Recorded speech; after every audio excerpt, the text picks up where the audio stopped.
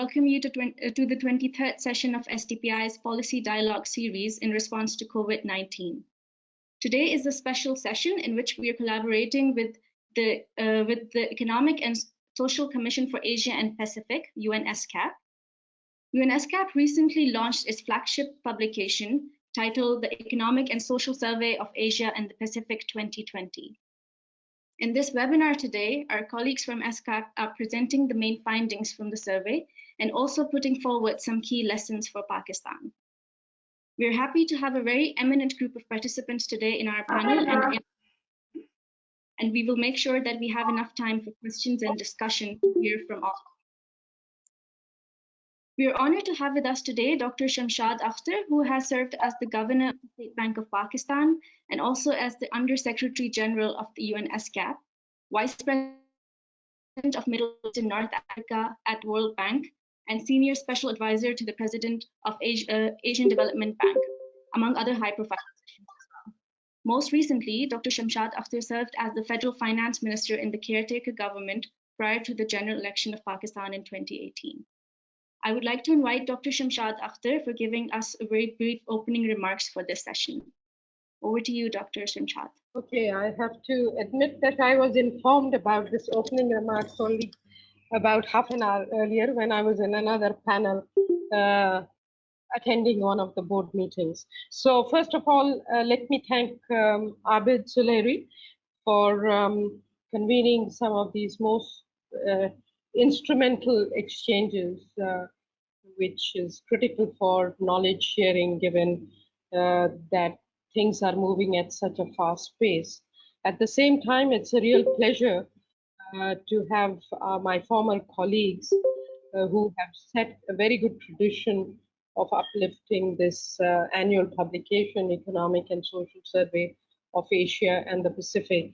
Regrettably, I had not seen this, but quickly I skimmed through it as I just received from Abid the presentation. So I'm not going to comment on the presentation, but share with you a few things that I have come across, but also sitting in Karachi city, where we are experiencing one of the tightest lockdowns. Now, obviously, as we all know, this is a crisis that nobody knows how to handle effectively, because the world has faced depression for one or the other reason, sometimes economic crisis, sometimes world war, sometimes financial crisis. We have more ability internationally to deal with, but having health crisis at the epicenter of this is very costly, because it then involves human lives, and that's what makes it very sensitive. So the big term of lives versus livelihood is at stake. From an economist's point of view, I think the biggest challenge is that sometimes we've had in the past a supply side crisis or a demand side crisis. Here we are facing both demand and supply side crisis.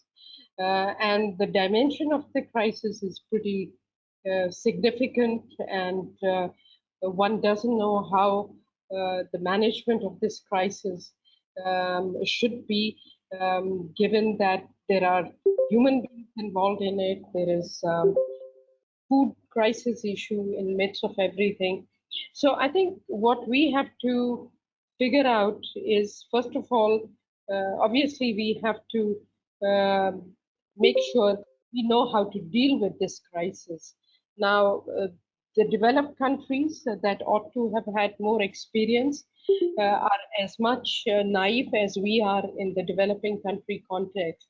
In fact, as I see, right now, since the epidemic is moving at a faster pace in the developed country geography, that everybody thinks that that is going to that those are the policies that need to be designed should be related to the developed country. While we are dealing with developing and low income countries, where we have two, three things that are very distinct, which apply to Pakistan, but by and large to Asia.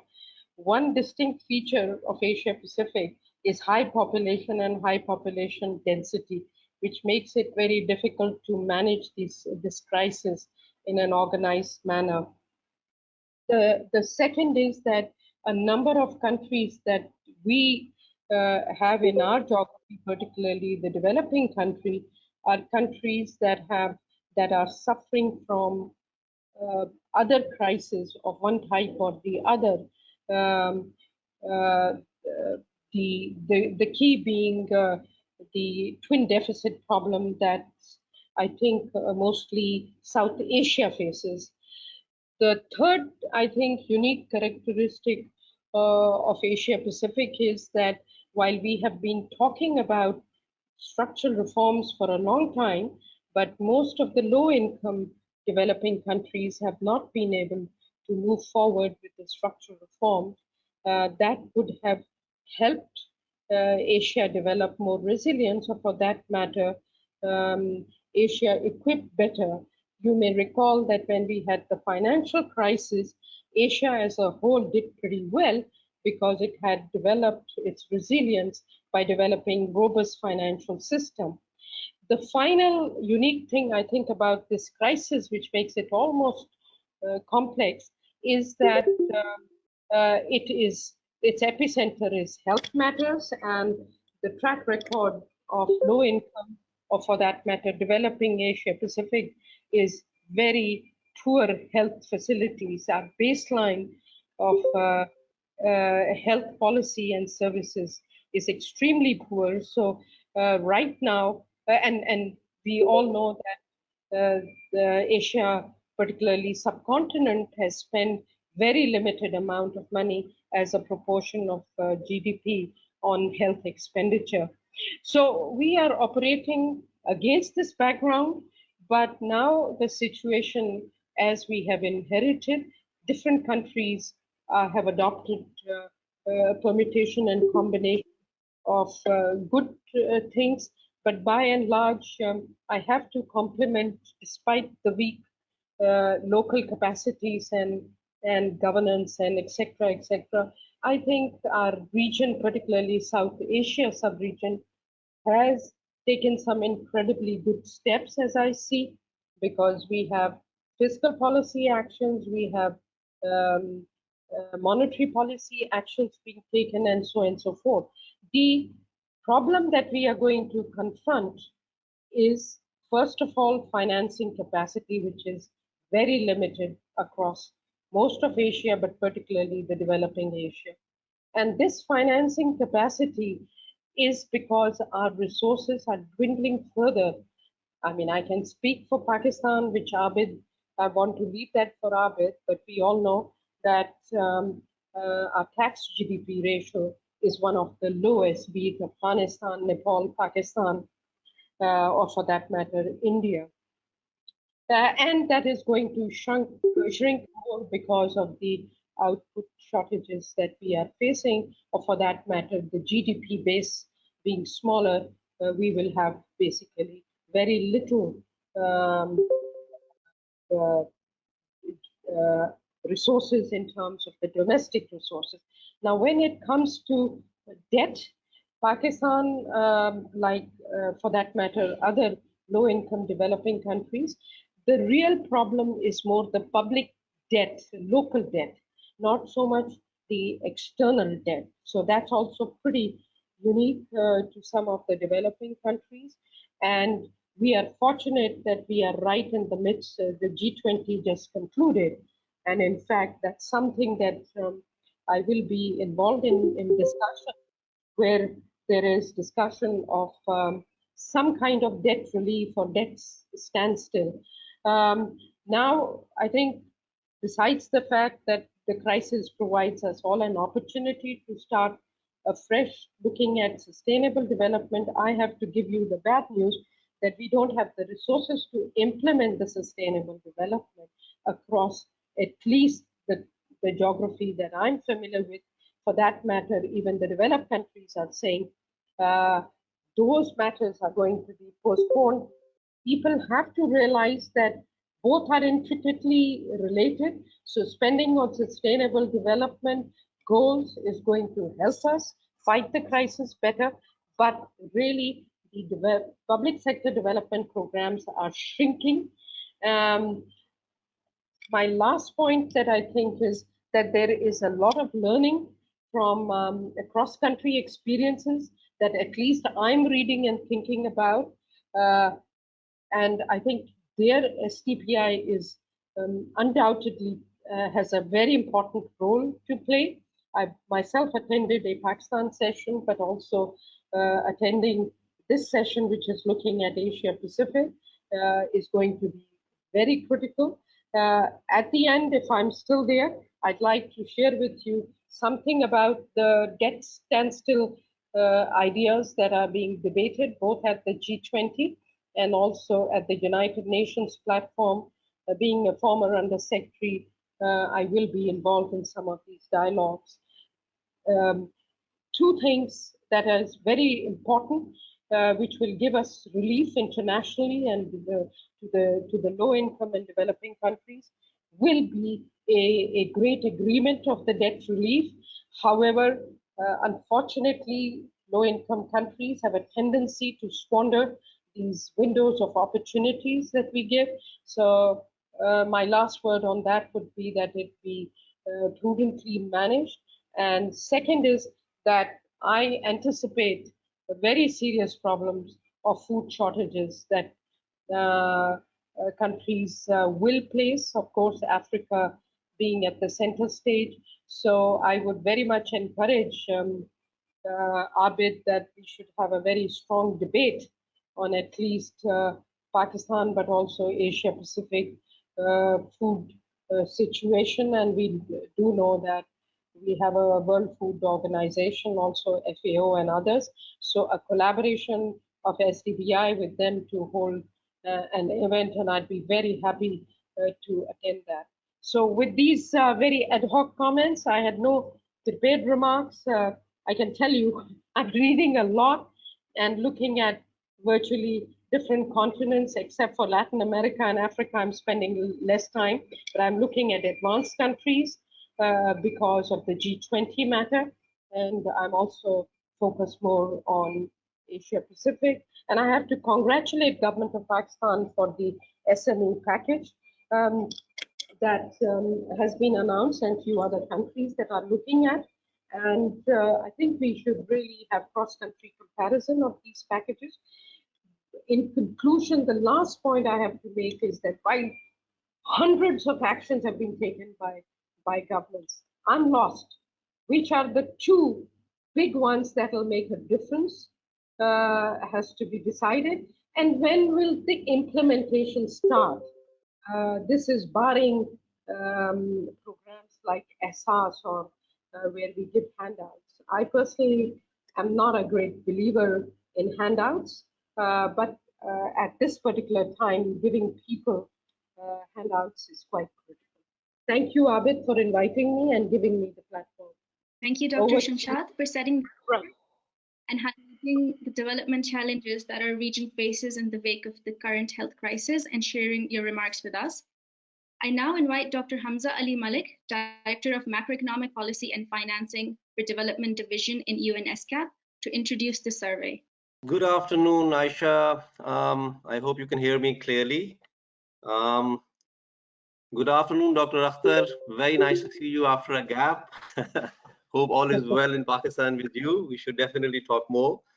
Good to know that you're keeping yourself busy and active with all sorts of things going on the policy front here in the region, in Pakistan and globally as well. Thank you, Abid, for hosting us. This is going to be one of the first of a series of policy dialogues that we are now organizing with our partner think tanks across the region. As you all know, this current issue of Economic and Social Survey of Asia Pacific 2020 was launched on 8th April in Bangkok, and we had a very comprehensive coverage, very nice debate emanated from that. And now we are trying to go a little bit deeper into the kind of research that we have conducted in this particular issue. and engaging with think tanks across the region. So I think we plan to hold about 10 to 12 policy dialogues in Asia Pacific in the coming weeks. Just to give you a basic background on what the survey is all about, for those who have not yet caught up with this one. Economic and Social Survey of Asia Pacific actually is the flagship publication of UNESCAP. It's one of the oldest publications of its kind in the region, in print since 1947. It essentially analyzes the overall macroeconomic development issues of the region as a whole, and then picks up a research theme every year and goes into a little bit detail on those particular aspects. Ever since the adoption of the 2030 Agenda for Sustainable Development, Paris Agreement, and the Addis Ababa Action Agenda for Financing for Development, increasingly the focus of this publication has now been on supporting Sustainable Development Agenda in one way or the other. So a lot of our research tries to shed light on how whatever we are analyzing can facilitate acceleration towards the 2030 agenda. So for instance, in the past, we have been, for the last few years in particular, what we have been highlighting essentially is that looking at economic growth assessment or economic growth prospects alone is not going to be sufficient. It is necessary to understand, it's a key component of sustainable development. However, it's only one of the component, and it's not going to be sufficient to deliver on the sustainable development agenda as a whole. So for instance, we have tried to go after issues like to which extent increases in GDP are translating into poverty reductions further. Are these increases in GDP leading to employment generation and thus facilitating poverty reduction, for instance? What is the carbon footprint of such growth patterns that we are seeing in the region? What are the implications for inequality trends, and so on and so forth? From the last, so basically what we call our research theme now around this message that we need to think beyond growth is, let's try and take assessment on not just growth dynamics. There are already too many publications out there. World Bank, ADB, IMF, I think Central Bank of Pakistan produces these kind of reports for country level, and many other places. You can find very good and detailed, thorough assessment of growth dynamics.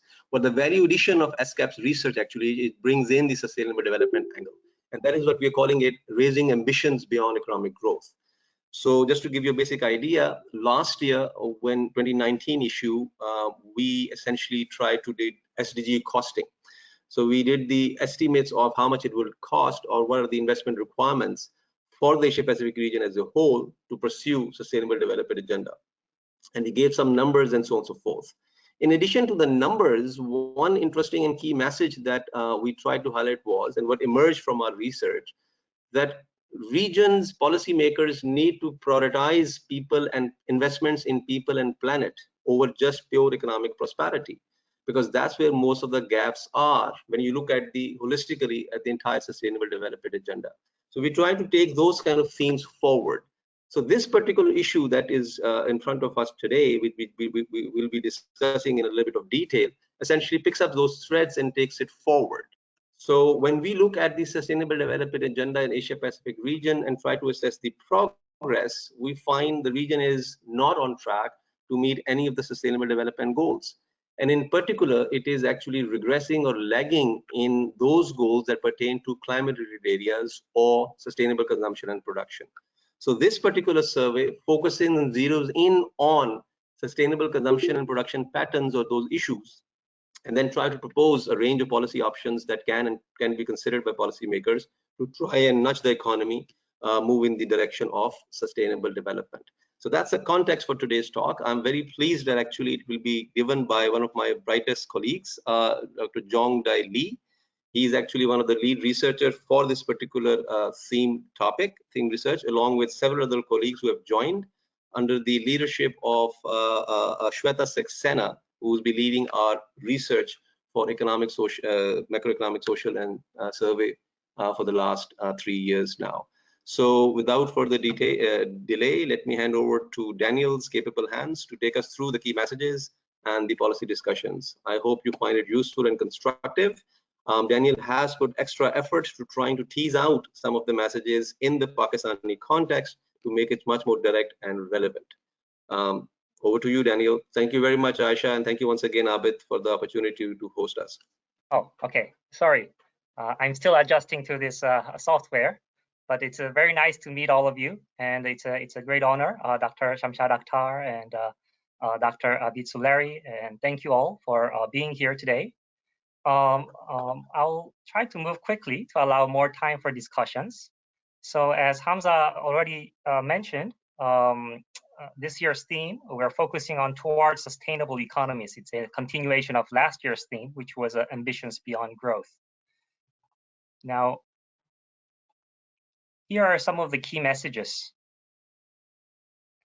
COVID-19 has exposed the vulnerabilities in our economies. The crisis should be taken as an opportunity to reorient our development model to enhance social justice and environmental sustainability. Dr. Shamshad Akhtar has already given us set the tone and given us a very good overview of the COVID-19 impact and how Asia is, some of its special characteristics makes it even more vulnerable to this shock. So I will touch on this briefly, but one of our main messages is that this should be an opportunity for us to reorient our development model.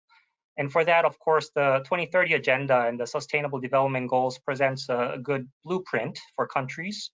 And as Hamza pointed out, the SDG Goal 12, how we consume and produce, that's one of the areas where we're particularly lagging behind. So we kind of zoom into that issue, and this year's report especially frames it in a manner where all stakeholders, governments, businesses, consumers, investors have to play a role, and only through such collective action will be able to make progress. So for local action, we're looking at embedding the green transition into policies, budgets, and regulatory frameworks. And for people action, moving businesses towards cleaner production and consumers towards sustainable lifestyles. And global action, collectively raising our level of ambition and seeking for smart solutions. So I'll briefly touch on COVID and then move on to the main thematic discussion. This is an illustration of some of the multiple channels through which COVID is impacting our lives. We know that there's been a disproportionate impact on the poor and the small firms. At the center, you'll see the containment measures, which are highly necessary. I believe in Pakistan, as of yesterday, we've already had more than 14,000 confirmed cases and 301 deaths from the virus. So these containment measures are highly necessary, and yet they have a toll. And specifically, we're looking at a collapse in external demand and domestic demand from the containment measures at home and abroad, and also disruptions in the supply chains. And this, of course, translates into the labor markets, especially the mobility and the hospitality-related sector services are hard hit, but so as some export-oriented manufacturing sectors like textile sector, especially in Pakistan and also Bangladesh. We are also seeing a lot of the financial market reactions. Dr. Shamshad Akhtar has already highlighted that. Large capital outflows resulting in pressures in the foreign exchange markets, and also constraining some of the government financing needs because of the wider sovereign spreads. Finally, there's also commodity price impacts, and especially among oil exporters, but even among importers like Pakistan, we're seeing indirect impact through remittances channel. Now, in terms of the growth impact, GDP growth impact, here's our historical data for the Asia-Pacific developing countries. Growth was already somewhat moderating even prior to the epidemic, but this year, of course, we are expected to see much sharper declines.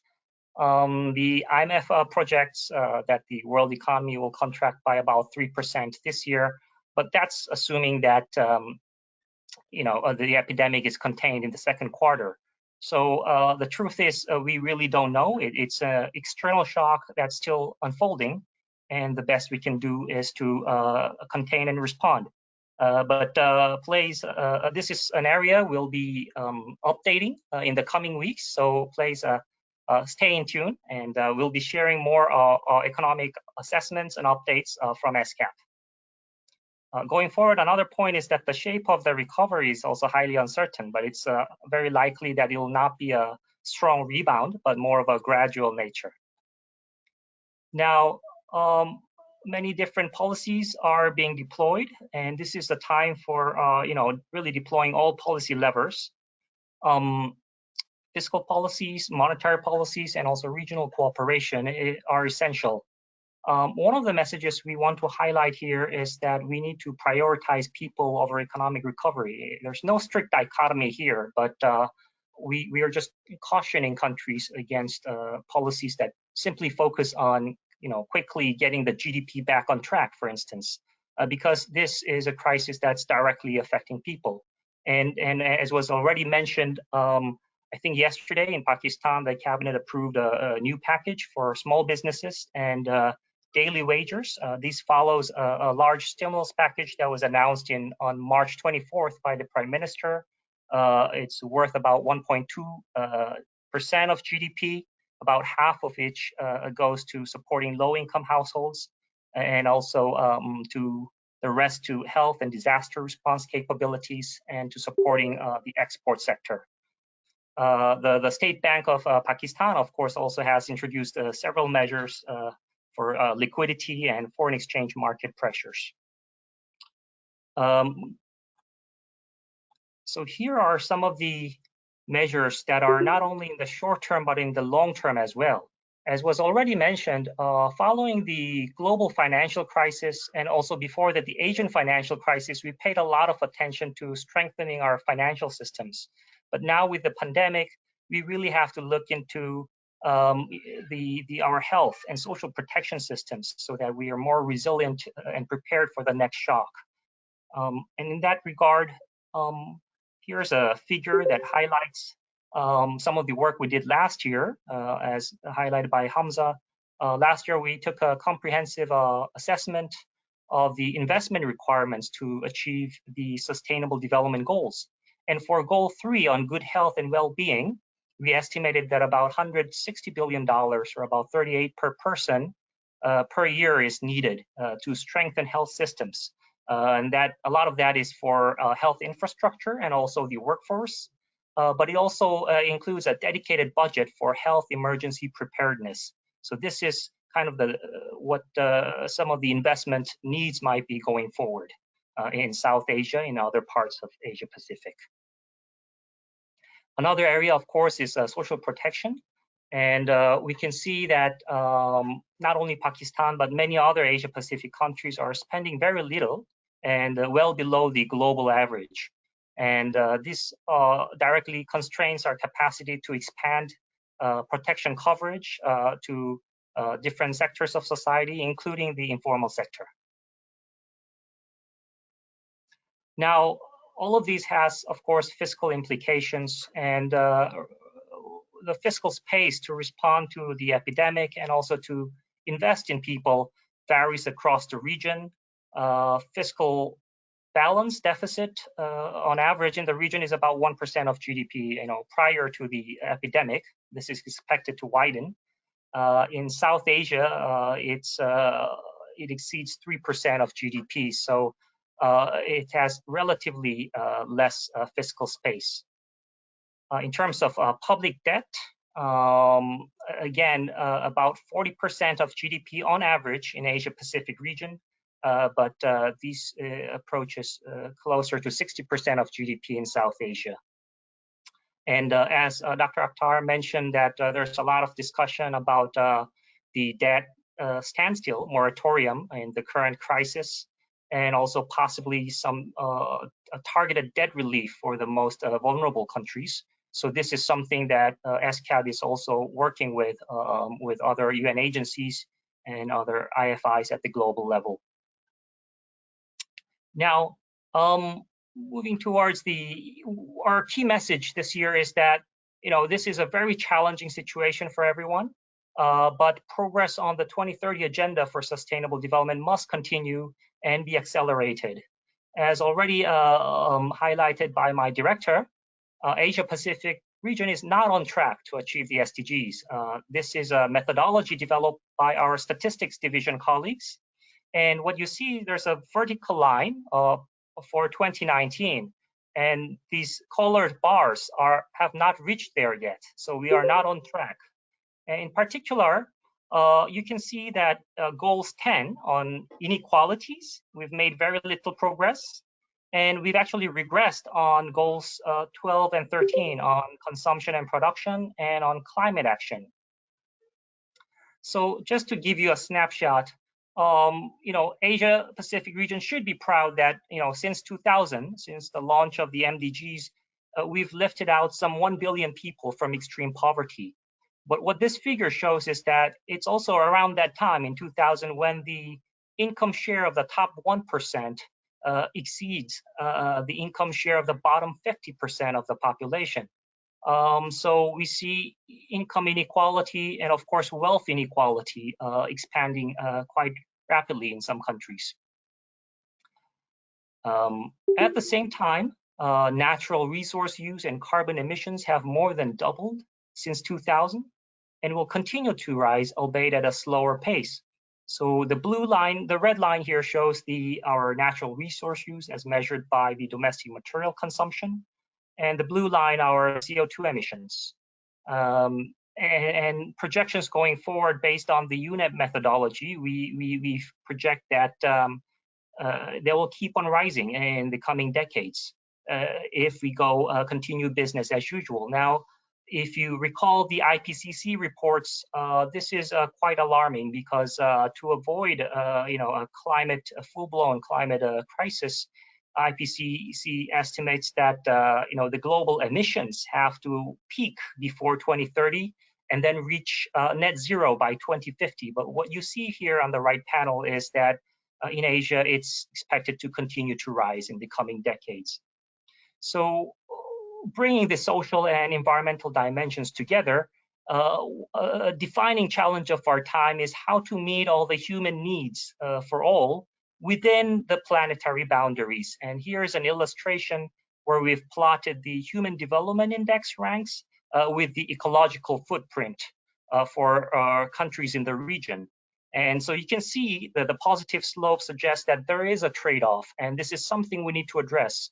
And yet, even on this, based on historical data, we can see that some countries have managed to achieve higher human development with relatively less ecological footprint. And going forward, I believe that there is much more room with technology and regional cooperation and other policies. There's much more room to address this trade-off. And this is where we kind of come to our topic of sustainable consumption and production. Because without revisiting the prevailing consumption and production patterns, addressing this trade-off will be very difficult. This is also reflected in SDG 12, Goal 12, and you can see that it's not only sustainable consumption and production is not only central to our economy, but also to development progress in many areas. As highlighted earlier, we're trying to say that this requires the engagement of all stakeholders, governments, businesses, and consumers, and it requires a change in mindset and a change in behavior. So the remaining part of my presentation I'll just go through what are some of these actions that are needed by these different stakeholders. So first, we're looking at the government in terms of local action, and we're saying that the governments should really show leadership in terms of embedding sustainability into policymaking and also in decarbonizing their economies. The Paris Agreement calls on countries to set out long-term strategies to decarbonize their economies, and so far only a few countries have developed such strategies. Here, some of the immediate actions we can take include removal of fossil fuel subsidies. You can see the the order of magnitude here for Asia Pacific region. We've spent about 240 billion per year on fossil fuel subsidies, which is almost $100 billion more than our total investment in renewable energy.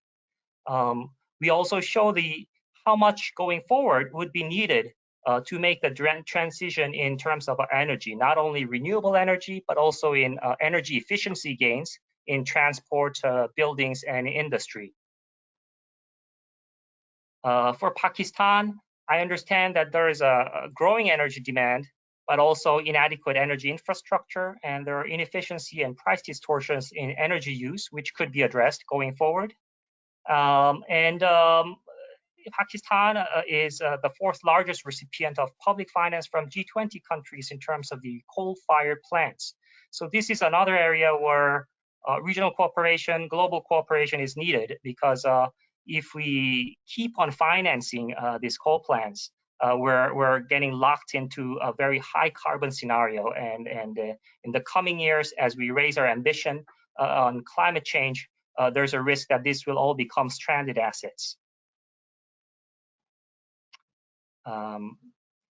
But there's also positive momentum. In Pakistan, we've seen the introduction of the Climate Act in 2017, which lays out the legal and institutional framework for climate policy. There's also a long-term plan to reduce reliance on coal. And also encouragingly, now we're exploring market-based instruments to combat climate change. In fact, of all the Paris Agreement signatories, more than 100 jurisdictions have expressed interest in market-based instruments such as climate carbon pricing. So in the coming years, we expect many more countries to adopt carbon pricing. This is where we stand at the moment. In the left panel, you can see the different carbon pricing initiatives currently in place in the Asia-Pacific region. The price per ton of carbon varies quite a bit, anywhere from $1 in some of the pilot ETS in China to up to $29 in Korea. But still, this is lower than the kind of the required price range that scientists and economists have forecasted.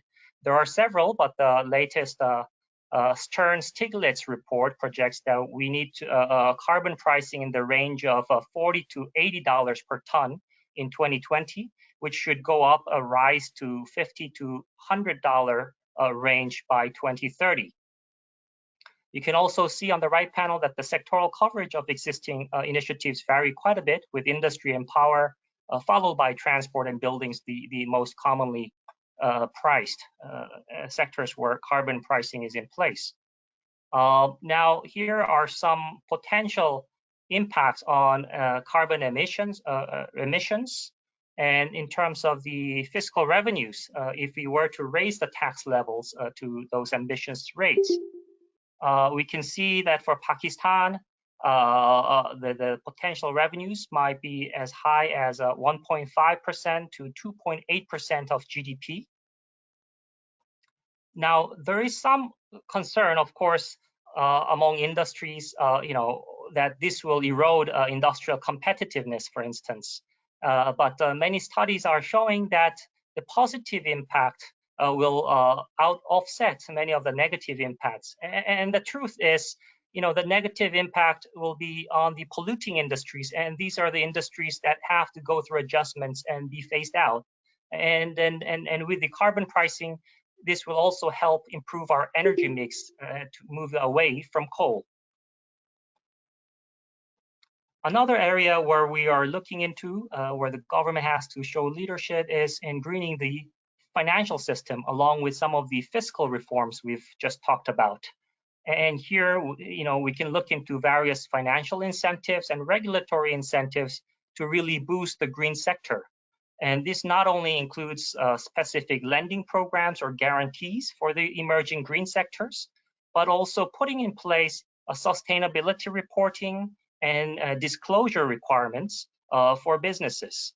And here you can see some of the flagship initiatives in place globally, the TCFD and the NGFS, which I'll discuss more about in later slides. In Pakistan, we've seen some positive progress here. The State Bank of Pakistan launched the Green Banking Guidelines in 2017. And there's also increasing partnership on sustainable banking network. There's also UNESCAP project ongoing in Pakistan on climate finance. But going forward, I think there's room for Pakistan to also increase participation in some of these global networks and coalitions where there's a lot of room for peer learning as well. Now, governments can take some of these actions, but they need to engage businesses and consumers. And so businesses in particular have to internalize the negative externalities of their business operations and the environmental costs. We've seen a lot of momentum on the ESG front. It stands for environment, social, and governance.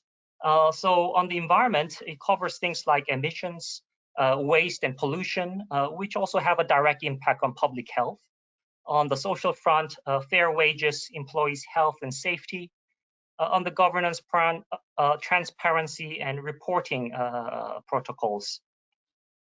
And this is the new reality. Investors and consumers are increasingly demanding businesses to, look beyond just short-term profit.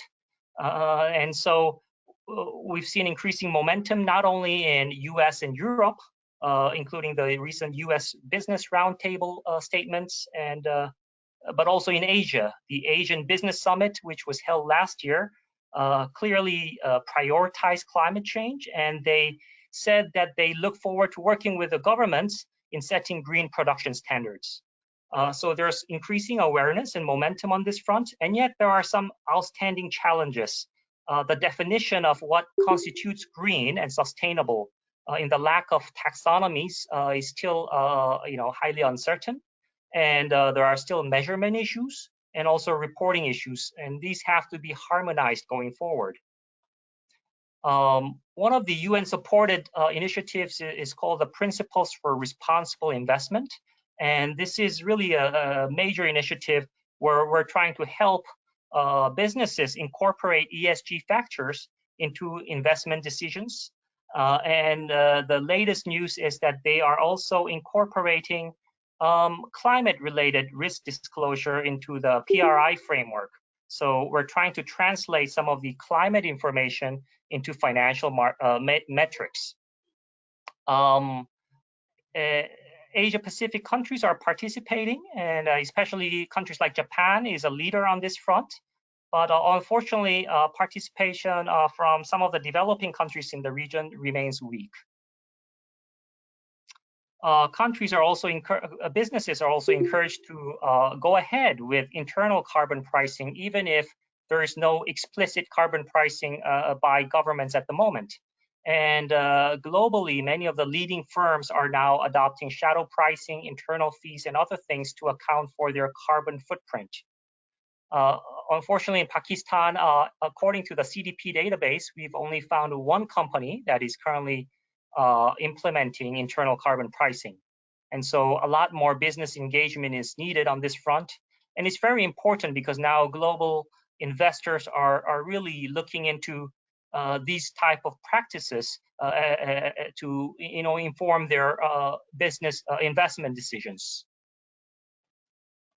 Now, how can we also engage consumers? Sometimes you might think that consumers don't play a very big role. What can each one of us do? But actually, globally, about 2/3 of carbon emissions is induced by household consumption. So it's very critical to change our lifestyles. And here, some of the major sectors include food, transport, housing, and clothing. And here's something we should do. For food, we want to move towards a plant-based diet and reducing food waste in general. For transport, we want to encourage biking, ride sharing, commuting on public transportation. Housing, we want energy efficient appliances and reducing usage as well. Clothing, there's a lot of room for reusing your clothes and recycling as well. One thing, of course, is are consumers rational or not? And here there are many constraints that consumers face. Often it includes the lack of information on what is more environmentally friendly. Also, there are some misconceptions among some consumers that perhaps more green products are inferior in terms of their performance. And of course, the government has to also provide alternatives, such as public transportation or sidewalks. If they're not available, there's much more limited options for consumers. So these are some of the areas where we need to work on. Now, along with some of the regulatory or pricing measures, we also want voluntary measures, including through nudging. And this is one of the areas we highlight in this year's report. So these nudging are like positive reinforcements and small suggestions, and also changes in the way a decision is presented to the consumer. So if you want people to do something, make it easier. If you don't want them to do something, make it harder. That's a key principle. And this includes many things, including eco labels and adjusting the product size or portions that are served, which has a big impact on the food waste, for instance. A lot of room for social influence, and also raising the visibility and convenience for consumers to really increase purchasing of more green products and services. And we also want to incentivize the sharing of idle and underutilized resources. Here are some of the new innovative business models on this front. But of course, it also includes non-market, things, just sharing a ride with your colleague at work. Now, finally, I'm almost done. This is the global actions. There is room for a lot of global cooperation. And it's essential that we harmonize the climate-related standards that we're introducing, and they coordinate on the policies. Because if they diverge too much across countries, there's a risk that the incentive for businesses will be much less robust, and also it could raise potential trade frictions. On the other hand, if we cooperate, we can accelerate the diffusion of green products and services. And there are many good examples from the region. In the ASEAN region, for instance, they jointly introduced a green bond standard in 2017. And just last year, they also introduced the ASEAN guidance on green financial instruments. Of course, in the EU, they are also ahead in many ways. They're coming up with a taxonomy, which will be binding for all its jurisdictions. There's also a lot of room to cooperate on climate change mitigation, adaptation, and finance. In South Asia, there are good examples also on the environmental conservation and sustainable management of natural resources, like the Bay of Bengal large marine ecosystem project and the South Asian Seas program. Finally, we also see a lot of room for regional carbon market cooperation. There's a lot of efficiency gains to be made there. And also transboundary power trade. Finally, many countries have their sustainable consumption and production national plans, and UNEP and other UN agencies are facilitating the exchange of good practices and peer learning on this front. So the takeaway message from this year's Economic and Social Survey is that COVID pandemic can become a catalyst to change the development approach that prioritizes people and the planet. And all stakeholders must actively participate, and only collective action will really bring this large change which we need going forward. Thank you very much. Thank you, Dr. Lee, for sharing these very interesting findings from across the region and highlighting the action required at the government, business, and global level to achieve the Sustainable Development Goals, especially in the wake of the current pandemic. To contextualize these findings further for the local Pakistani landscape, I invite Dr. Waqar Ahmed, who is the Joint Executive Director of STPI, to share his views. Thank you, Aisha, and thank you to colleagues from UNESCAP. Thank you to Dr. Shumshad Akhtar for her keynote. I thought this was a very comprehensive presentation. Really congratulate the colleagues from UNESCAP on putting up a great work and very sound analysis over here. Very relevant takeaways, I would say, particularly in these times. Let me just start by saying that we do, of course, share the very conclusion that COVID has to be seen as an opportunity to address SDG 12. And perhaps what I'll do in my very brief comments is to touch upon or link with some of the research that STPI and the research team has done, which certainly resonates and connects with the findings of the UNESCAP report, but also creates an urgency of what has to be now done in a local context. So I think the first and the foremost strand of work that we have produced is around the global systemic concerns. And we have done this in collaboration with the Southern Voices Network. And we believe that the three critical constraints at a global and regional level for SDG 12 would continue to impact the achievement of this goal at the local level as well. And we sort of grouped these three into sound institutions, or the need for sound institutions to implement many of the policies which were presented in the presentation. Second, of course, timely availability of concessional finance. And third, the need for global partnerships in SDG 12. So these are the three main areas that we identified. And from this, of course, we move to our second main area, which is to say that, yes, evidence use is important in policy, but somehow it is equally important for our businesses and the way we as think tank operate or relate to or help the businesses at a local level. So when we say that one has to internalize the externalities, you really have to show the pathway to the businesses how to do that. And that won't be possible without building evidence use partnerships. Third, I think there was a very important point about the role of fiscal policy in achieving SDG 12. And I think this is where probably COVID presents an opportunity of how to go about it in achieving progressive fiscal policy, where redistribution is sort of a priority, but of course, achievement of sustainable production and consumption is something that could be embedded or grounded in that goal. And there are three things that could be prioritized, given that Pakistan will be announcing a new federal budget in the first week of June. And there are three opportunities here with respect to Goal 12. One, of course, is to revisit the tariff structure and probably look at tariff as a tool to promote those value chains that care about sustainable production.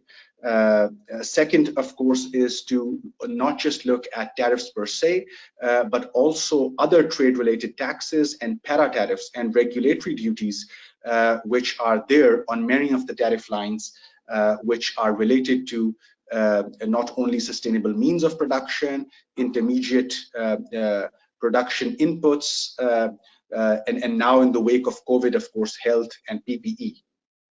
Third, many, of course, are also suggesting the role of progressive fiscal policy for promoting digital economy, which may help expedite our pursuit of Goal 12.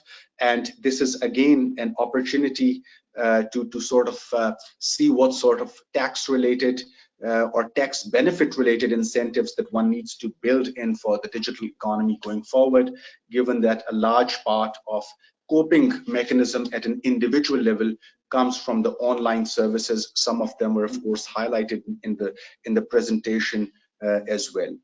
The fourth area that STPI team works on, and I think it's very important for the discussion today, is better business regulation.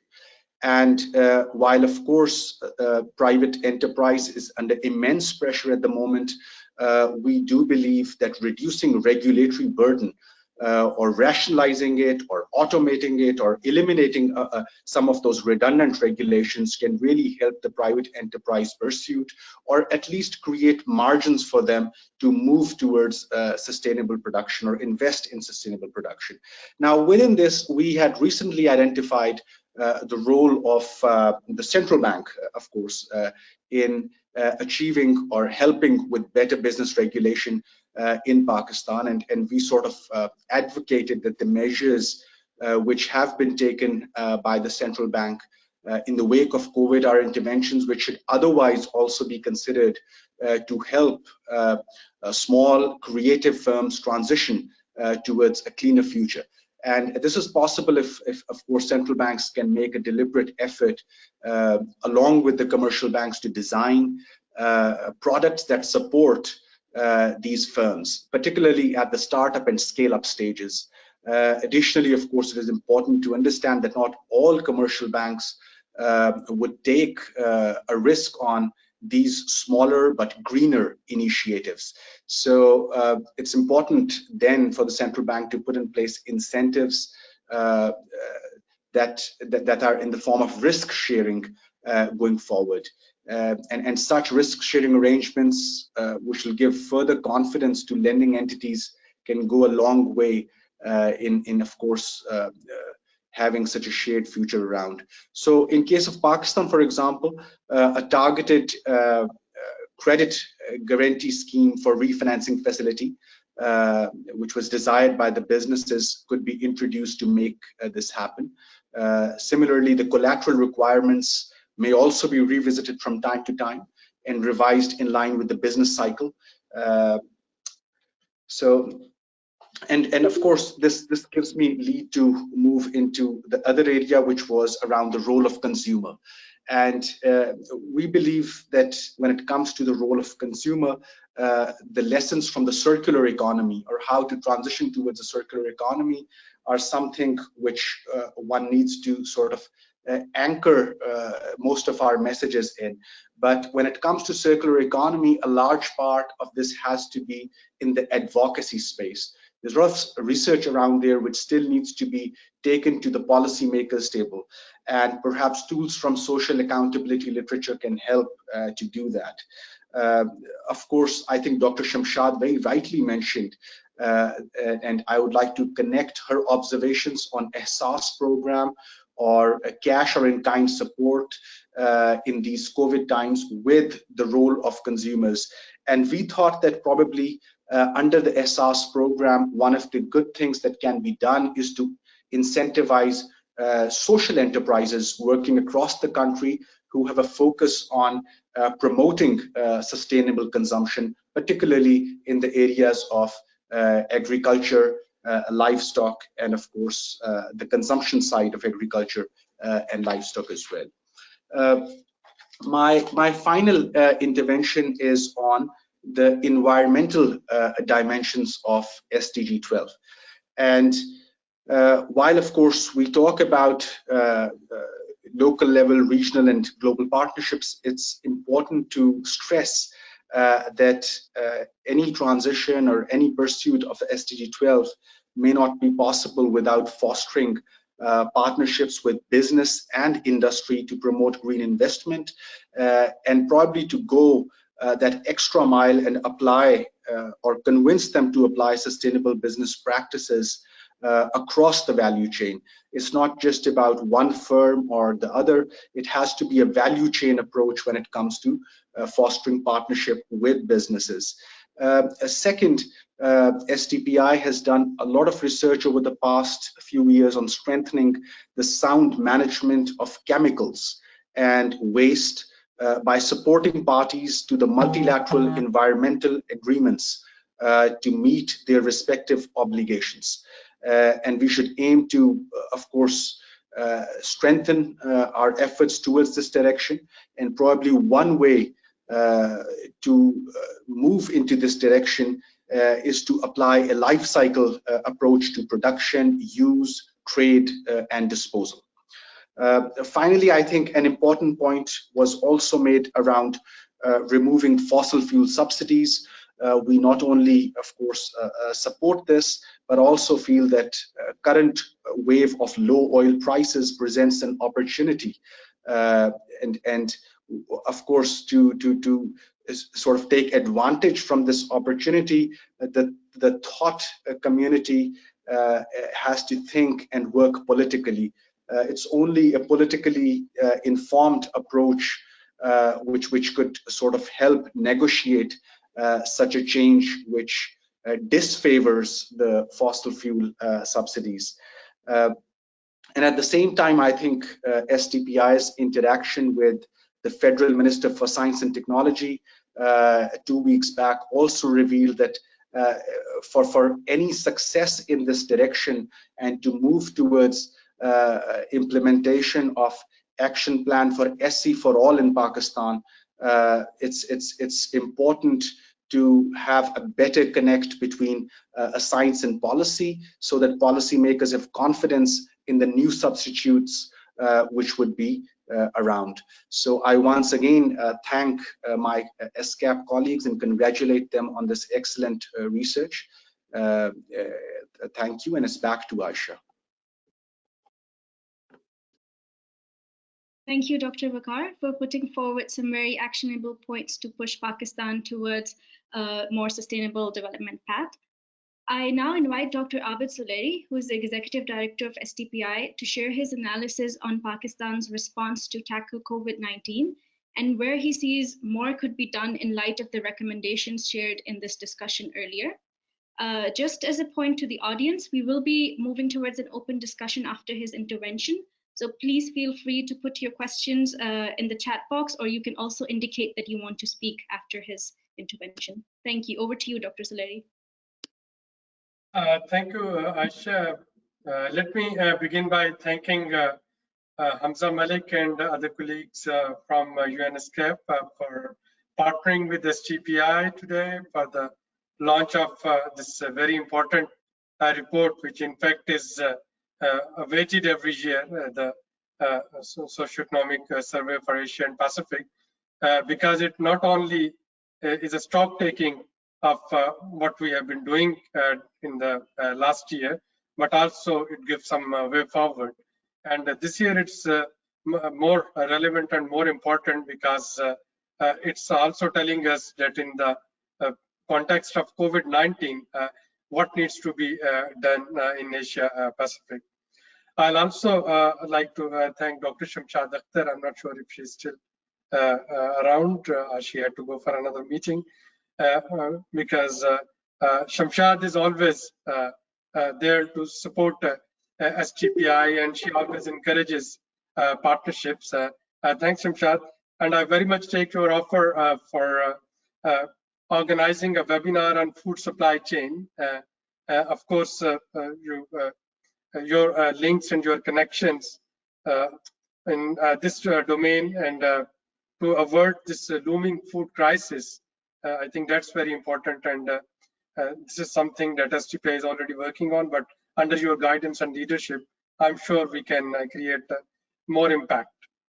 Now coming back to Daniel's presentation, and thanks Daniel for consolidating this. You started with the 3 measures to respond to COVID-19: fiscal policy measures, monetary policy measures, and regional cooperation.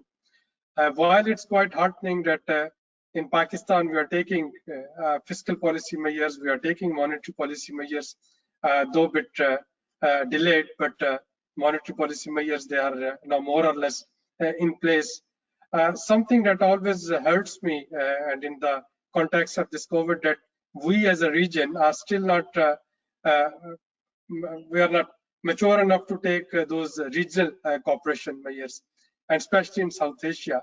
I wish South Asia and SAARC, the South Asia Association for Regional Cooperation, it could have played more active role, not only in combating COVID-19, but also in sustainable development goals.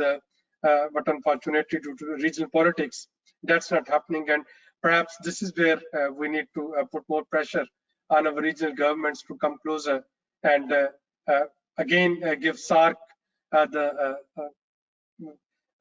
its importance that is somehow being lost. Another theme for this year's report, the Goal 12, Sustainable Consumption and Production. You see, all this signs of global recession and US oil market crashing.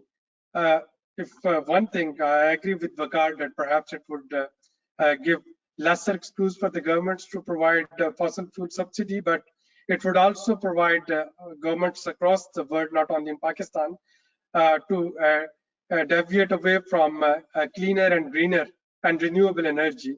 So when the Western Texas prices, when they will go below $10 per barrel, and when the Brent prices would go below $19 per barrel, so of course governments, they would shy away from investing in renewable energy. And I think this is something that we need to think going forward. And I don't see in next 6 months to 1 year that oil pricing, fossil oil pricing bouncing back. And I think that would hit the renewable energy initiatives. And now perhaps we need to think of subsidies for renewable energy while we were thinking of subsidies for fossil fuel energy. Again, thanks for highlighting the importance of social protection. One thing that I could see that both in Pakistan and of course also in India with a huge population, our spending on social protection is around 1% of the GDP, which of course is extremely low.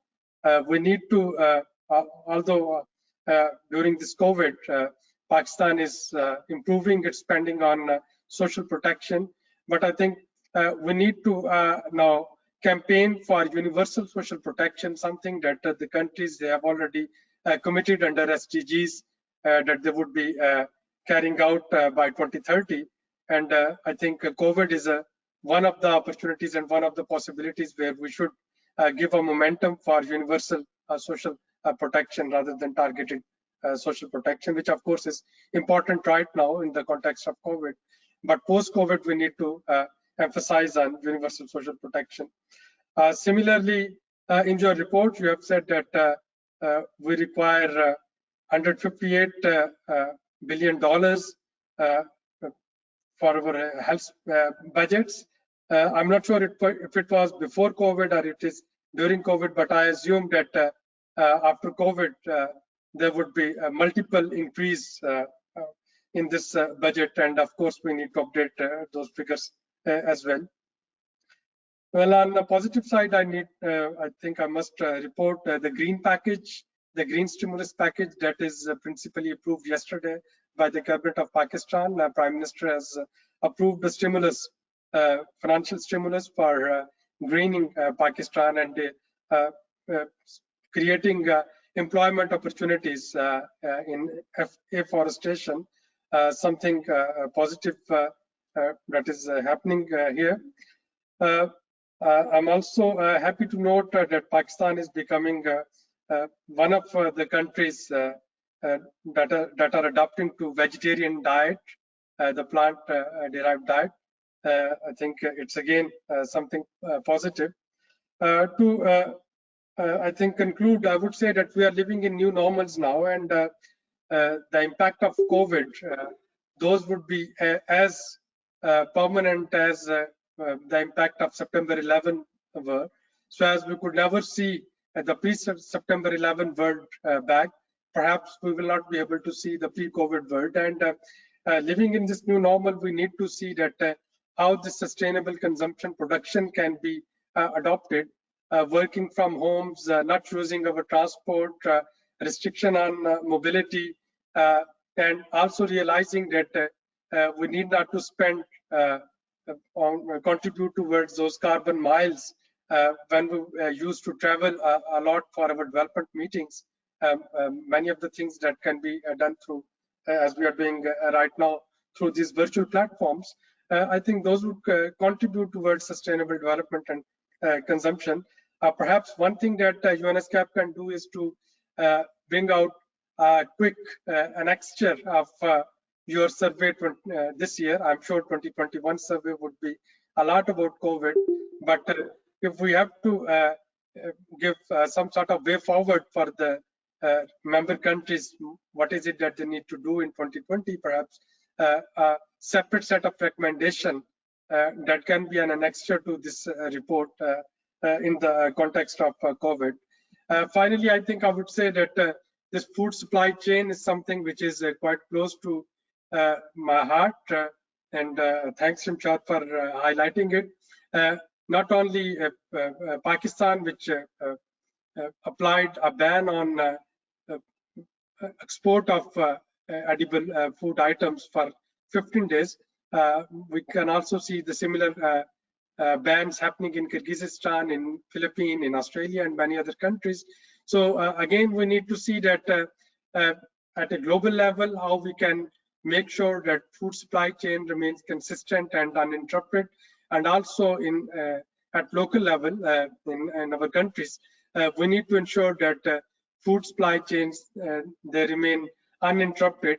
I keep on saying that money can never be a substitute for food.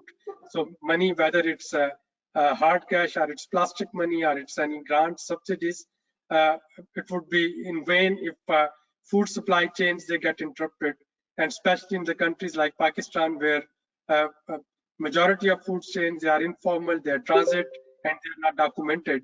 And I think that is one of the challenges for the governments like Pakistan to ensure that food supply chain they remain stable, they remain sustainable, and that's where I think it would be one entry point for sustainable production and sustainable consumption. Towards end, I'll again congratulate the team of UNESCAP for producing this very timely and very relevant report. Thank you very much. Over to you, Aisha. Thank you, Dr. Abid, for summarizing the key scenarios that we expect in the near future and apprising us of the latest developments at the government level. We are now opening the discussion. We know that Dr. Safdar Sohail wants to make an intervention. Over to you, Dr. Safdar.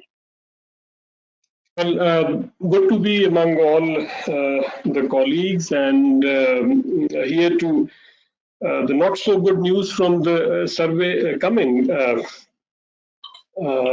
But I would say that we have a very strong evidence, empirical evidence, that in the last 1 or 2 months, the lockdown is not really good for the economy at all. But look at the positive impacts of the lockdown, suspended production and the allied transport on the quality of air, for example, or how it has reduced all kinds of pollution. So that way, I think this would give a new impetus to implement the goal 12. I have been associated with this goal since long, Dr. Abid, and the STPI colleagues would remember that I was one of the contributors to the draft NSDS about 10 years before. And we're talking about polluter pays principle and developing life cycle product analyses. But unfortunately, we have not done well. And according to my own information, Pakistan has not given any firm commitments in terms of targets when it comes to the sustainable SDG 12. Now that is sad, but at the same time, we have heard about the positives and the plans to promote SDG 12. It's extremely important. Pakistan has done badly on that, but I'll connect it with this poor performance with the COVID crisis. As we all know that the social determinants of health create those predisposing conditions of health which had made poor people more vulnerable to the COVID attack. Now, this linkage, external social determinants of health, is extremely important, and that gives us an added reason to focus much more on SDG 12. Now, coming more to the COVID, we already in February, a couple of our friends and experts, we sat and we thought about inequality, addressing this SDG 10. But the COVID crisis has has urged us to expedite our efforts, and we have put in place, Dr. Abid briefly talked about the need to campaign for social protection. So with his help, we have put in place an alliance now. It is called Alliance for Pakistan Alliance for Social Protection. So this is an alliance of institutions and individuals who would like the early adoption of universal social protection in Pakistan. We know that Pakistan is a signatory to that, and we do talk a lot about social protection, but we have also heard in this session that our allocations are very less, and then we still continue with the safety nets approach. We need to bring closer the institutional welfare, for example, which we have in the provinces in the forms of social security institutions, EOBI and other institutions, and this safety nets approach. You always need safety net approach for the long-term unemployed or for chronic poverty, but there is absolutely no alternative but not having universal and I would say even comprehensive social protection. And there, as Dr. Shamshad was pointing out, the responses, regional and local, and one of the colleagues talked about the differences in the developing countries in conditions. Now, COVID has demonstrated that there is a minimum uniform response that needs to be everywhere. And we knew in the financial crisis of 2009 also that the countries which had a universal social protection system in place, they could respond to the challenge better. Even now, the countries which have a social protection system, they are not discussing about the problem of reaching out to the workers, let's say, which we are doing. They are talking about the quantum of aid. Our planning minister has said 2 days earlier that the government does not have the data on 76% of the workers, which basically means that these workers have been working, contributing to the economy, but the survival of their families is not ensured by their past work. So in that context, we hope to interlock with UNESCAP also. I understand that UNESCAP is working a lot on social protection. So our alliance would be getting in touch with UNESCAP, and we would like to be part of this urgency which is there, that now we need to expedite the actions which we have been taking in routine, as your survey has pointed out, that the developing countries like Pakistan, they have missed almost on all the targets. See, we are completing 5 years and we are missing almost on all the SDGs. Now this need not happen. And I think one of the key factor, and this is my last point also, would be the responsible use of the fiscal space that the government is expected to get. We already have support from IMF, and we would hopefully get support from G20 countries also.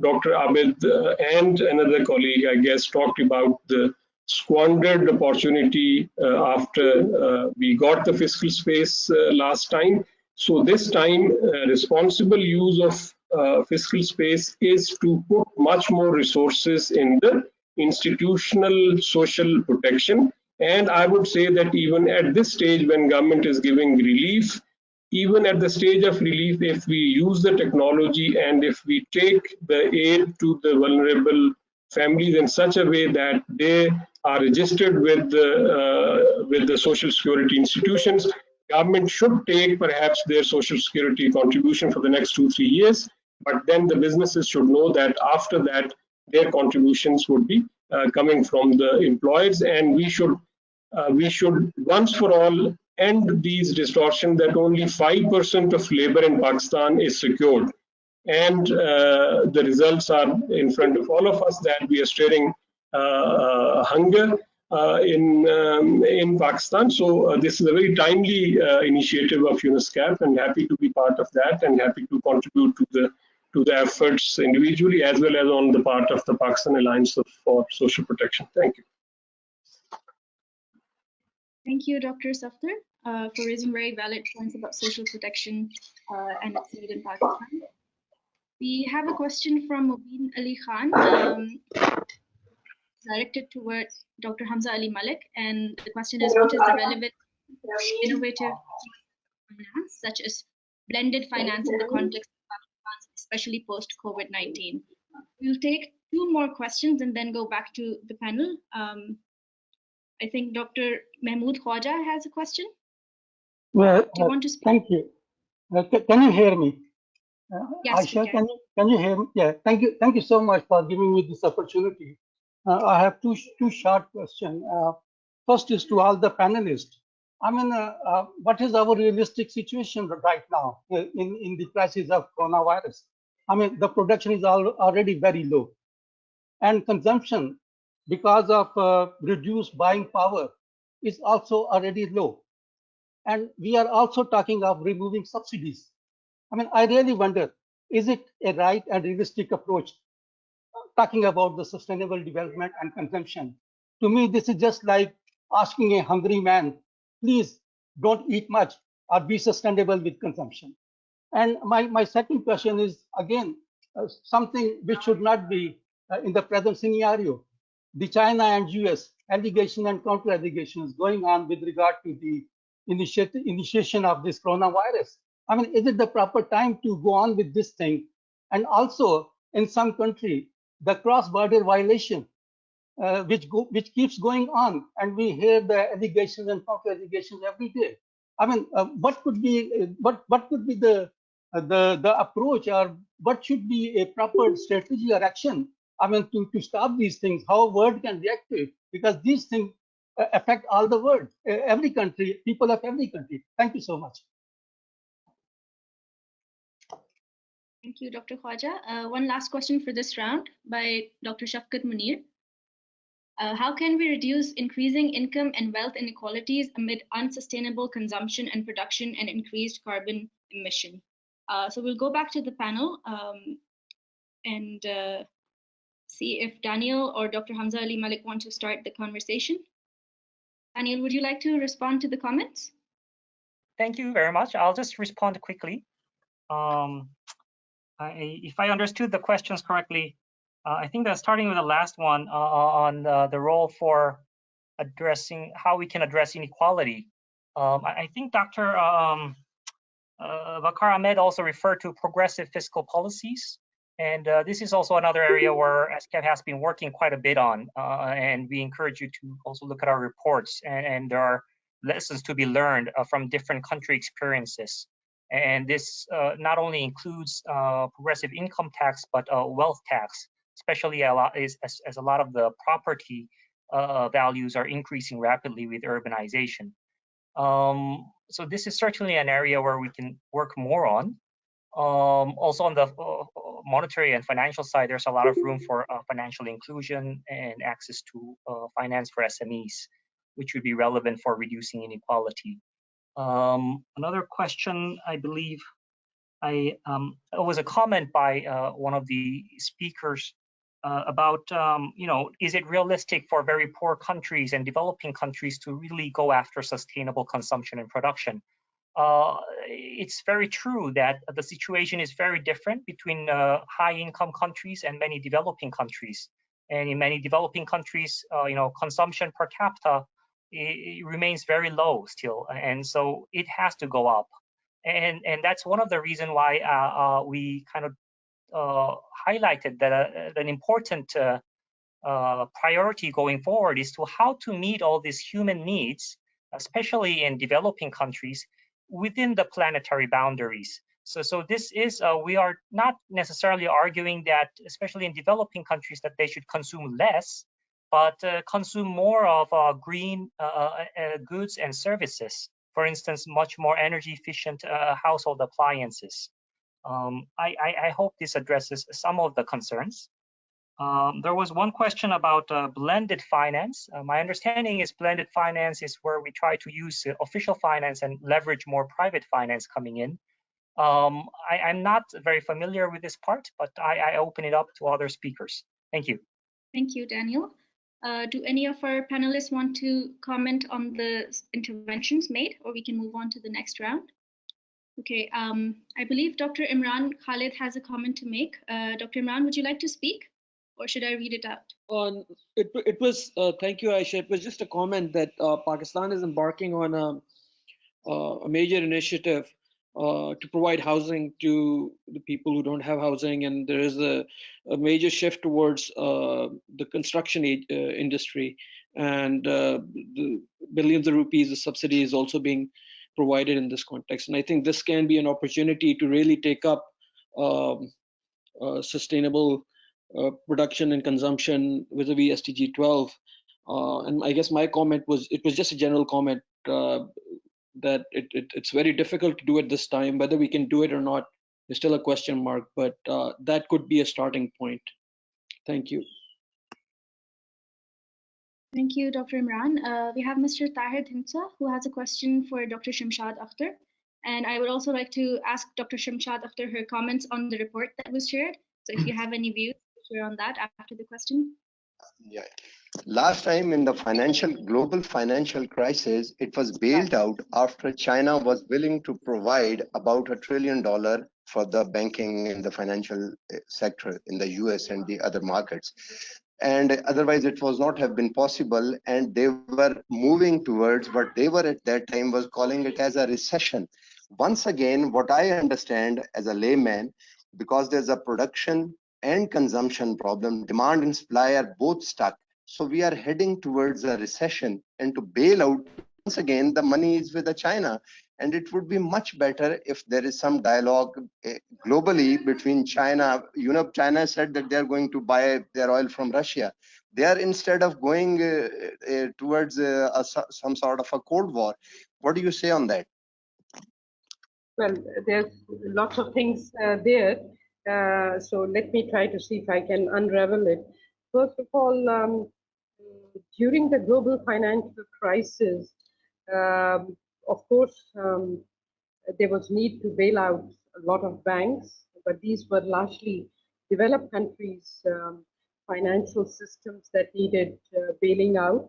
I am not sure I'm familiar with the $1 trillion financing of China during the course of the global financial crisis, what you're referring to. There was clearly an agreed package of fiscal stimulus and monetary stimulus, and the advanced countries as well as the emerging markets agreed as a part of the package of the package of the revival of the financial system to actually try to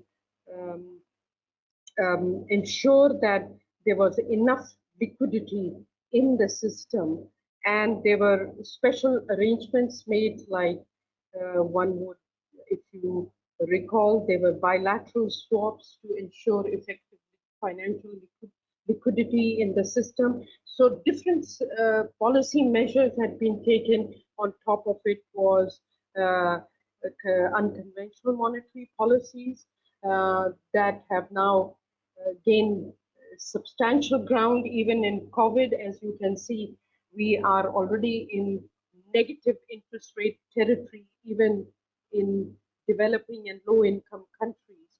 So the global financial crisis can provide you a menu of options, but I'm not sure if all of those options are valid during the COVID crisis. One thing that global financial crisis taught us is how quickly capital mobility, how quickly there can be capital outflows.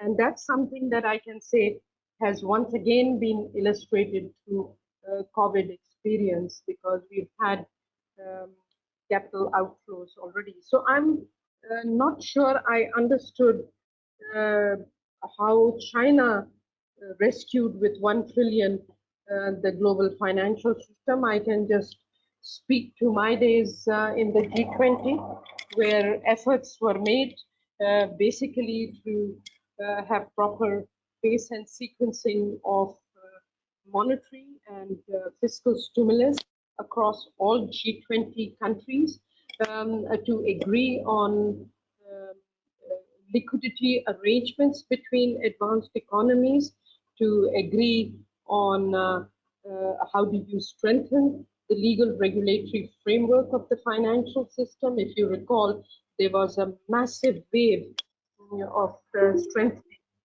financial systems that took place after that. Now, I don't know about this production and consumption debate of PRC Russia, so I would not step into it until I have really thought through or even understood what the question was. So I think one other comment that I'd like to make versus China, I think China, as we all know, was the epicenter where this started, and how China has suffered from the COVID.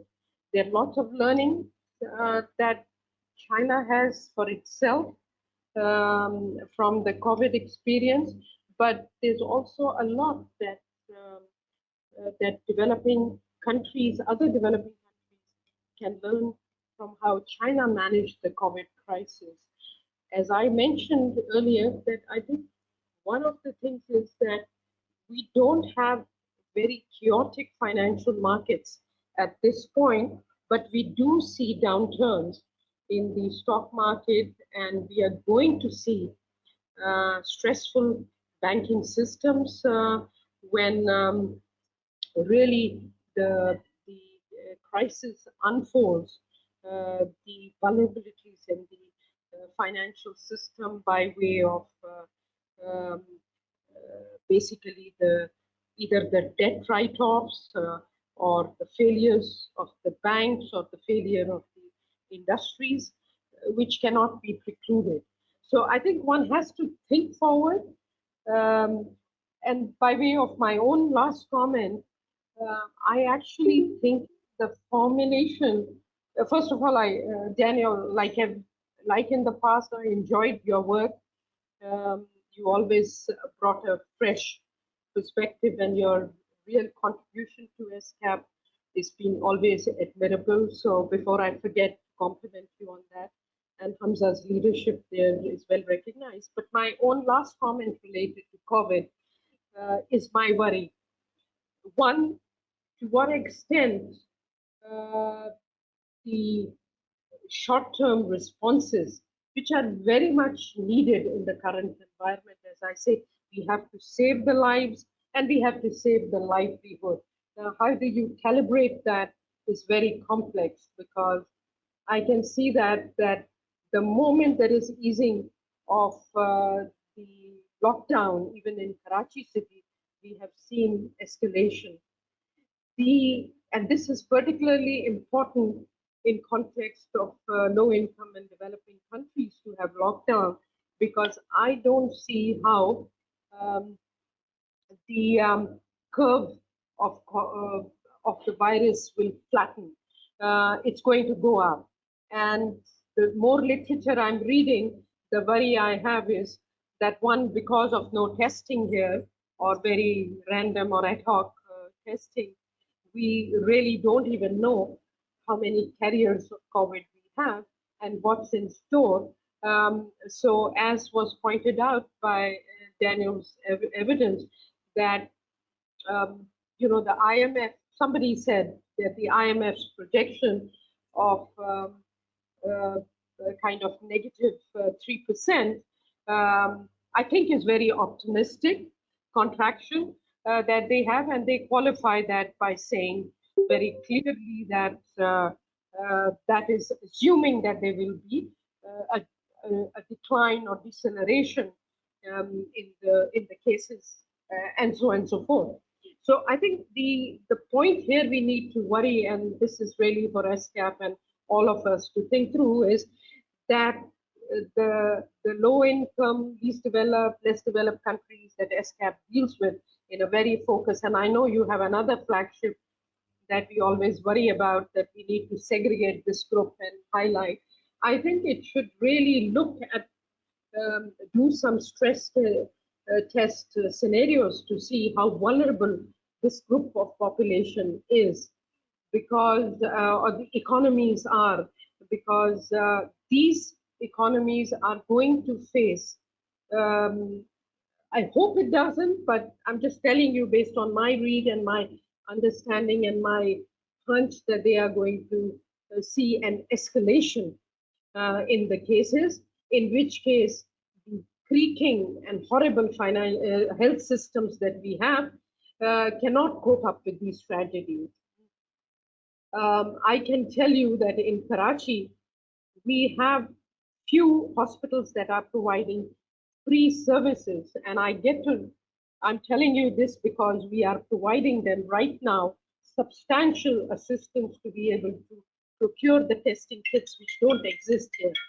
So I think we need to really focus on this group as to what is going to happen ultimately in these areas, in these pockets. But also my earlier point that I was going to talk about is have an analysis of these 100 measures that have been taken in the developing countries, both on the fiscal side, on the monetary side, on the small business entrepreneur side, the concessional loans, the magnitude of subsidies, the decline in growth, the lag that will happen in terms of eventual revenue generation, but also even if we get a debt relief, what its financial implications will be, and will it allow coping possibly for 6 months to 12 months,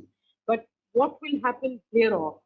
So my recommendation is, while I appreciate so much the sustainable development work, sustainable development trajectory was going down because I was also looking at the global picture of sustainable development progress, including this. And we all knew that we are not meeting the targets except for few. But you know, although it's very important to maintain momentum on sustainable development, we don't have the funding. We have to really talk about what would save lives, what will save health systems. How do you really cope up? And if you actually look at the population that is infected versus in terms of the proportion of the millions per countries, you'll see the incidence being still high despite low numbers in the developing countries context. So what do we do? And are these packages are sustainable packages? The implementation hasn't started in a number of cases, except for few. What would be the implication on the economy? Because it would probably be more disastrous in my view. Because one, they are ill-coordinated. Second, we don't have the institution. And I compliment Saptar Sohail, who I had the privilege of working very briefly and interfacing. He's absolutely right. We need to develop our social safety nets. And by that social safety net, we don't just talk about handouts to people. We talk about linking our social safety nets with an eventual financial inclusion program, which then means you have a sustainable approach to servicing these poor people eventually, because digitization will gain momentum, and investing in health system and investing in technology. I'm going to stop there. I've spoken a lot, but I wanted to tell you that you know, we need to perhaps I know we in UN, we are all wedded to sustainable development goals, and I'm very much sincere to them, and I keep on looking at it. But right now, you have to save the lives, and you have to get through the hump to revive the economies, and then you can. But COVID is just a reminder of the catastrophe that is in making on the climate side. So from that point of view, I value very much this reflection on climate. Thank you, and once again, congratulations for great work, and thank you, Abid, as usual, and to Bakar for organizing these events. Thank you, Dr. Shamshad. Does anyone from the UNESCAP team want to respond, or we can move to other questions? Daniel, I see you nodding your head. If I may, I'm joined. I think one of the advantages of having this digital platform is that all of our colleagues, the co-authors of the report, can join. And so I just also want to mention one thing that Dr. Shamshad Akhtar mentioned that it would be nice to take stock of the different measures countries are introducing for COVID. And this is something that our team is working diligently on at the moment. And we hope to share the findings very soon. We also are strengthening some SCAP methodologies in terms of identifying who are those left behind and trying to make sure that the stimulus measures really reach the poorest and the vulnerable. On that note, can I maybe Jyoti, would you like to address some of the points that were highlighted? Okay, sure. Thank you, Daniel. Really interesting discussion, and I think very insightful questions. I think we've kind of getting into a lot of depth. Obviously, a lot of relationship between the current crisis and what we really need to do in terms of the climate emergency situation that we are in, right? I think just to address a couple of questions. First one was on blended finance. I think that's a great question. I think it goes back to one of our recommendations that we really need to engage all the stakeholders, right? The governments cannot do it alone. They need to engage businesses. They need to engage the private sector and consumers. And don't forget, even the businesses are consumers as well. So how do we really bring all kind of financing? And this blended finance is actually a very a wide field, which also includes our intellectual property, right? The private sector can add a lot to bringing the solutions to the current situation and is bringing in it. And I think, as Dr. Abedin and Dr. Wakar mentioned, digital platforms, the online platforms, which we are actually seeing, there's just an explosion of how the private sector has innovatively brought that to the table, and that includes financing as well. So if we are talking about concessional financing especially from multilateral development banks, there's a role to play, including from the central bank and the state banks in the country as well. How to combine really these concessional financing and the domestic players which are present in the businesses and in the private sector. So that was the first one. The second one, if I can address also on the construction industry, that is definitely a big stakeholder for both just development, sustainable development, yes, just development, how we are living. I think it's a big target for reduction of carbon emissions. It's a big target for very, very innovative solutions, how we are urbanizing our world. It is. I think this is an area where both one of the slides which Daniel actually presented, recommendation which we have is, this is an area where we can combine both regulatory and financial incentives actually in bringing new solutions, how we are building the new buildings, how we are living. In the Paris Agreement, we need to address both the reduction of our carbon emissions and also the energy intensity. And construction industry is a great example where some of the regulatory incentives can be put in place and how we can optimize energy and water use, for example. Some of the international standards like LEEDs and EDGE program. In India, there's called GRIHA. So those standards can be actually put in place, so construction industry can follow those. And financial incentives, like Daniel presented, can be put in place from commercial banks, where actually these buildings which are deemed sustainable and green can be packaged actually as collaterals to raise financing in the market. We have seen that in Vietnam, and I'm sure that can be applied in Pakistan as well. Over to you, Daniel. Thank you. Thank you, Daniel and Jyoti. We have a question directed towards Dr. Shamshad by Hania Shah. What policy advice should be given to mobilize the domestic creditors to support the expected deferred payments in Pakistan? Is there any other question? We could take two more and then we'd be moving towards the end of the session. Good afternoon. This is Dr. Sajid. Thank you for very wonderful presentations. I have a question on it's mainly from the Pakistani panelists sitting here. The green finance in Pakistan is not that much prevalent in Pakistan. It's at low levels. Even if you see in the schemes of green finance from State Bank of Pakistan, if you see, it is to me it's making one component but missing the other component. One component is that it's financing the green initiatives, but at the same time it keep financing those who are the non-green initiative as well. So how do you see the possibility that State Bank improves on the two-component approach on green financing? On one hand, it finances the green initiatives. At the same time, it stops, or it gradually stops financing those who are the non-green initiatives. Thank you so much. Thank you, Dr. Sajid. We'll go towards Dr. Shamshad Akhtar for answering this comment. Well, we are talking about, if I understand the question correctly, we are talking about basically rescheduling of the domestic debt so that there is effective space that businesses have to go forward and borrow more.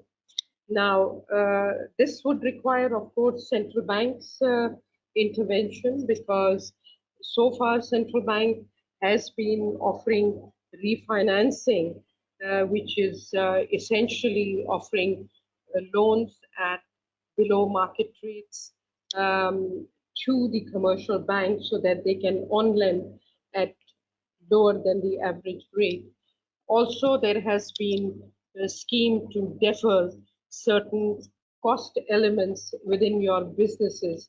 Now, Pakistan had already started to see a little creeping up of the non-performing loans, and in some countries, the non-performing loans could be still higher. In that case, I think the central banks will have to spell out very clearly the principles of the workout and just give broader direction to the commercial banks that within the fold of XYZ that they should be open to restructuring of the debts. I don't advocate at all write-offs of the debt. In any case, Pakistan, like few other countries, does not have a bankruptcy legislation, which is again a shortcoming. And when I was describing that the base of the economic, legal, and regulatory base of the low-income and developing countries is quite weak. So we do face some challenges on account of that. We don't want businesses to be totally shut and could not be revived, and then the banks will get hit.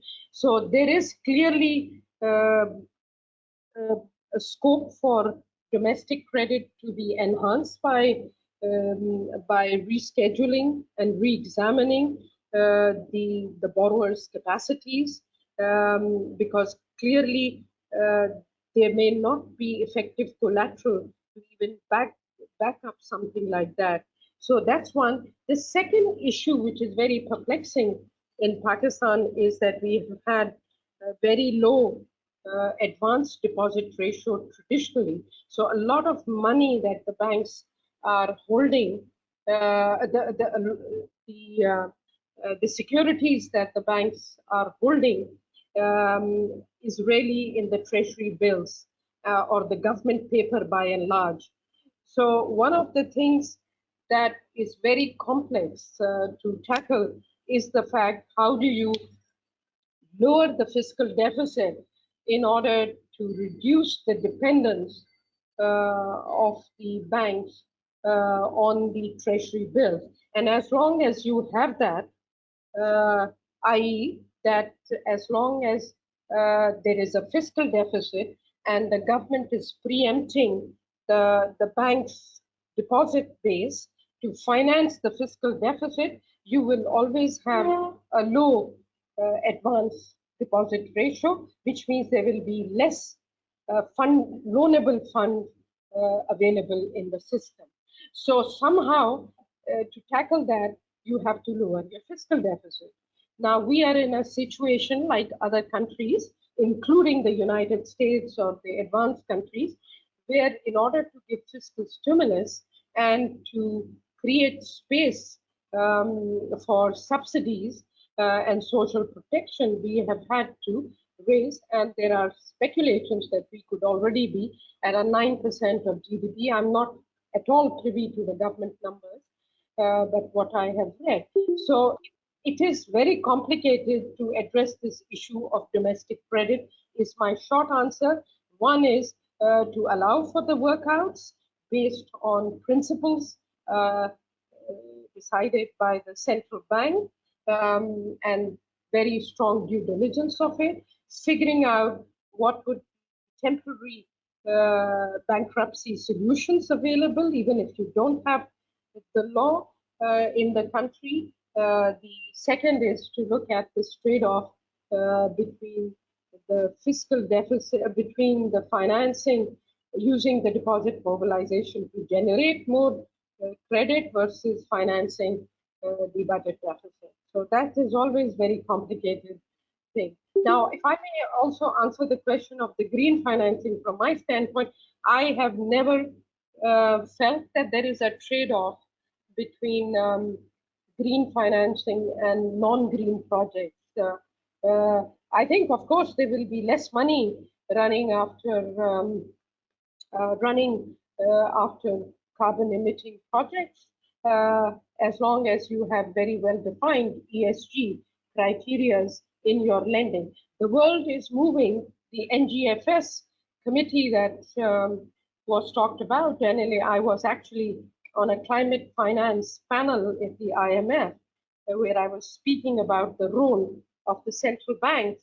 And I think it is very important to recognize that, and I think the world is moving towards that direction, that central banks should introduce very stringent regulatory principles and define the taxonomy of how to go about this, because ultimately the people who are investing will understand, because there will be a premium to invest in high carbon emitting investments versus the positive one is high cost of investing in carbon emission if the interest rates are high for carbon emitter industries, versus giving positive premium to those who are investing in the green projects. So I think this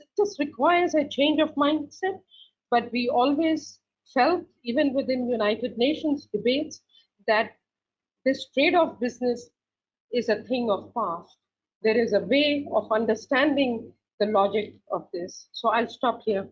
I'm sure there will be others who may have better explanations than what I have given on some of these points.